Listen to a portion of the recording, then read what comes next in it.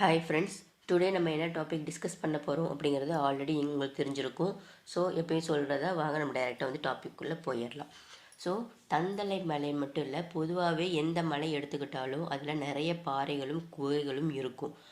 ஆனால் இந்த தந்தலை மலையில் இருக்கக்கூடிய பாறைகள் மற்றும் குகைகளை பற்றி எதுக்கு வந்து இவ்வளோ உண்மையான பேசுகிறோம் அப்படின்னா, இந்த மலையில் வந்து பார்த்தீங்க அப்படின்னா சித்தர்கள் கூறிய ரகசியமான விளக்கங்கள் நிறைய இருக்குது.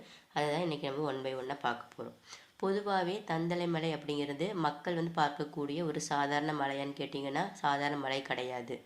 ஏன் அப்படின்னா இது வந்து பார்த்திங்கன்னா சித்தர்களுடைய மரபில் வந்து இந்த மலையை சக்தி வடிவ மலை அப்படின்னு சொல்லலாம், இல்லைனா குண்டலினியை எழுப்பக்கூடிய மலை அப்படின்னு சொல்லலாம், அகத்திணையினுடைய தியான மலை அப்படின்னு சொல்லலாம், மூலாதாரத்தில் இருந்து ஆக்ஞனையை இணைக்கக்கூடிய புள்ளி மலைன்னு சொல்லலாம்.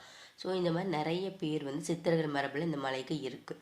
இங்கே இருக்கக்கூடிய ஒவ்வொரு பாறையும் ஒவ்வொரு குகையும் ஒவ்வொரு பிளவும் கூட சித்தர்களினுடைய ஆன்மீகத்தினுடைய நடைபாதையை தாங்கி நிற்குது அப்படின்னு சொல்கிறாங்க. பாறைகளில் இருக்கக்கூடிய உண்மையான சித்தர் விளக்கம் வந்து ஒவ்வொரு பாறையாக பார்க்கலாம். உச்ச பாறை அப்படின்னு சொல்லி ஒரு பாறை வந்து தந்தலை மலையில் இருக்குது. அதில் பரமவசி சித்தனுடைய தியானப்பாறைன்னு சொல்லுவாங்க இந்த உச்சப்பாறை. ஸோ உச்சப்பாறை அப்படிங்கிறது பரமவசி சித்தர் அப்படின்னு ஒரு சித்தர் இருக்கார், அவர் தியானம் செஞ்ச பாறை. இந்த பாறை தான் தந்தலை மலையினுடைய மிக உயரமான ஒரு சக்தி புள்ளின்னு சொல்கிறாங்க. சித்தர் வந்து இந்த பாறையை பற்றி என்ன சொல்கிறாங்க அப்படின்னா, இந்த உச்சியில் இருக்கக்கூடிய இந்த பாறையில் அமரும்போது உடலில் இருக்கக்கூடிய சக்தி வந்து கீழே இருந்து அந்த உயிர் சக்தி மேலே வந்து எழும் அப்படின்னு சொல்கிறாங்க. அதாவது இங்கே உட்காந்து தியானம் பண்ணிங்கன்னா நம்மளுடைய மனம் வந்து பார்த்திங்கன்னா திடீர்னு வந்து அமைதியாகும் அப்படின்னு சொல்கிறாங்க. மூளையினுடைய மையத்தில் வந்து பார்த்திங்கன்னா ஒரு ஒளி உணர்வு வந்து ஏற்படுவதை நம்ம உணரலாம் அப்படின்னு சொல்கிறாங்க.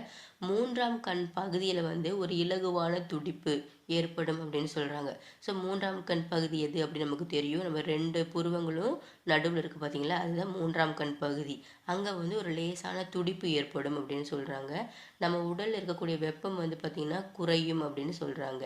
அதாவது இதை ஒட்டு மொத்தமாக பார்க்கும்போது இந்த உச்சப்பாறையில் உட்காந்து தியானம் பண்ணிங்கன்னா ஆக்ஞா அப்படிங்கிற சக்கரம் வந்து பார்த்திங்கன்னா இயல்பாகவே தூண்டக்கூடிய பாறை தான் இந்த உச்சப்பாறை அப்படின்னு சொல்கிறாங்க.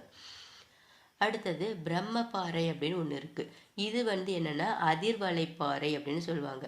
அது என்ன அதிர்வலைப்பாறை அப்படின்னா, சில பாறைகள் வந்து பார்த்திங்கன்னா தொட்டு பார்க்கும்போது உடம்புக்குள்ளே ஒரு மைக்ரோ அதிர்வு வந்து போகிற மாதிரி ஒரு ஃபீல் ஆகும். ஆனால் சித்தர்கள் இதை என்ன சொல்கிறாங்கன்னா பிரம்ம அதிர்வு பாறை அப்படின்னு சொல்கிறாங்க. இதனுடைய சிறப்பு, நமக்கு உள்ளார்ந்த நினைவுகள் வந்து பார்த்திங்கன்னா சுத்தமாகும், பயம் வந்து குறையும், இதயத்தினுடைய துடிப்பு வந்து இயல்பாகவே பார்த்திங்கன்னா மந்தமாயிடும் அப்படின்னு சொல்கிறாங்க.